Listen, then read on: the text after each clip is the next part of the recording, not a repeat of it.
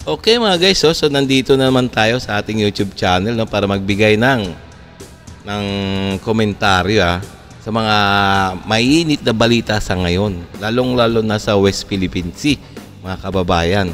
Alam nyo naman ang West Philippine Sea, talagang inaangkin, pinipilit na inaangkin ng mga Chekwa, mga buwiset na yan talaga. Okay, no? So, kung bago ka pa lang sa akin channel, mga guys, huwag nyo naman kalimutang mag-like and subscribe na lang muna sa ating YouTube channel bago tayo mag-umpisa. Okay? So, please pakisubscribe din kay Melbs Castle. So, sa kanya itong video na to. So, bibigyan lang natin ng komentaryo, criticism, kung ano-ano man ang mga saloobin dyan. Pwede rin naman kayo mag-comments dyan sa baba. Okay? So, itong pamagat ng ating ng ating bibigyan ng ng reaction si Presidente Marcos ang sabi niya talaga mismo magkakagera na lang kaysa sumuko sa China hanggang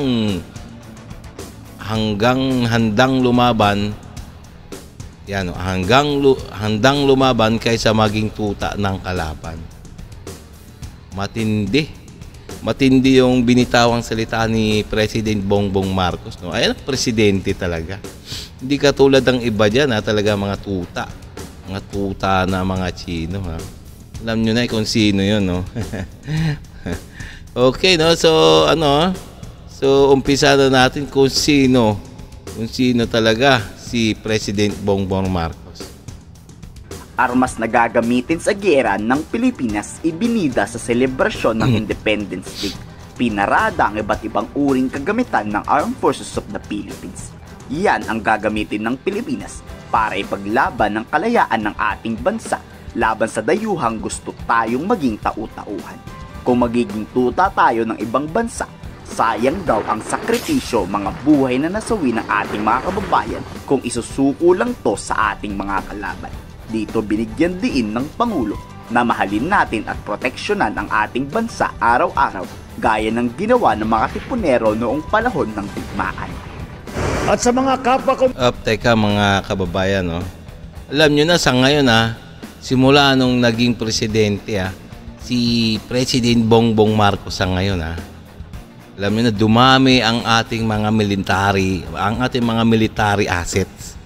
Dumami ang ating mga barkong panggera at dumami ang ating mga missile mga air defense at mga kung ano na mga pang-opensiba na missile diyan na gagamitin in case na magkaroon ng sigalot sa mga inchik na yan. Hindi nyo ba napapansin na talagang kung nakapokus ang administrasyong Marcos sa depensa ng ating bansa na hindi nagagawa ng mga sinauna nating mga administrasyon. So okay, pakinggan uli natin to yung pagsasalita ang kanya ni Presidente Bongbong Marcos nung Independence Day. Ang Pilipino, patuloy natin ipaglaban ang ating kasarendang. Huwag natin kakalimutan na ang kalayaan ay hindi ibinibigay. Walang problema kay PBBM kung atakihin siya ng kritisismo. Magandang pangitain daw to na buhay ang demokrasya ng ating bansa at malaya pa rin nakakapagbigay ng opinyon ang mga Pilipino. Yes. Tama lang daw ang pagbibigay ng mga saloobin para mas tutukan at bigyang pansin ng ating gobyerno ang kakulangan ng administrasyong ito. Ngayon, yan tingnan nyo naman walang pakialam ang ating Presidente Marcos kung ano na mga criticism na binabato sa kanya. So talagang ang focus niya lang, ang goal ng ating Presidente ay ang kanyang trabaho, ang kanyang administrasyon ay mabago. malaya nating na ipapahayag ang ating saloobin nang walang kinakatakutan at malayang nagagawa ang naisin na walang iniiwasan. Dahil sa bagong Pilipinas, hindi kasalanan ang pagbibigay ng opinyon. At lalong hindi mali ang kritisismo. Bagkus ito ang nagbibigay buhay at kinang sa ating demokrasya. Ngunit ang kalayaan at ang demokrasya, tulad ng pag-ibig sa tinubuang lupa, kailangang inaalagaan, binabantayan at ipinaglalaban. Yes. Dahil ang totoong kalaban ng kalayaan ay ang pagiging manhid. Yes. Manhid sa hinain ng taong bayan, manhid sa kalagayan ng ating kapwa, manhid sa kapakanan ng ating bansa. Tama. Tayong mga kagawad ng pamahalaan, mga tagapagmana ng kalayaan, huwag nating sayangin ang pagkakataon at tiwalang ipinagkaloob sa atin. Pananagutan, yan ang sigaw ng sambayanan. Pananagutan natin hindi lang ang mga umaabuso sa tungkulin, maging ang mga nagkukulang sa paglilingkod.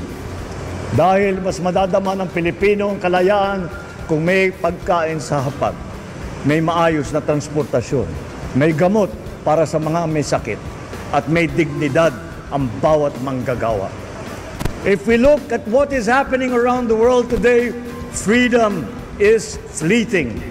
Fake news, misinformation, herd mentality can erase our way of life, our culture, our value system that we hold so dear.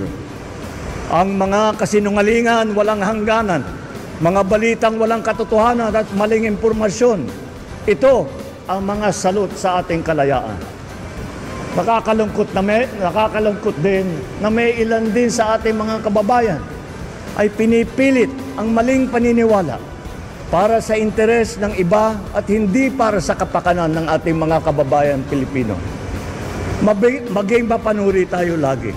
Alamin natin ang totoo. Labanan ang mga kasinungalingan. Piliin natin maging tapat kahit walang nakakakita. Piliin natin na manindigan, lalo na kung may nagkakamali. Piliin natin ang pagkakaisa sa gitna ng pagkakaiba. Let us honor this day not just by remembering the sacrifices of our forefathers. We must live with the same courage and love of country. For freedom is not just something that we inherit, but a right that we must protect every single day. Yun. Tingnan nyo naman ha. So nakita naman natin sa ating Presidente Marcos. Talagang buo ang loob. Buo. Talagang pinaglalaban niya ang ating pagsasarili ng ating bansa. Kaya nga siya dinedevelop niya pa ng husto ang ating mga sandatahan lakas. Talagang nagpapalakas siya ng ating mga military. Alam naman natin ng lahat na ang ating kalaban ay ang mga inchik.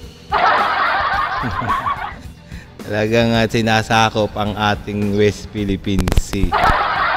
Ayan. Okay, no? So sana nga may pagpatuloy pa kung pwede lang ba talaga na maging presidente si Bongbong Marcos kahit mga 20 years lang. Sigurado mas malakas ang Pilipinas sa buong Asia.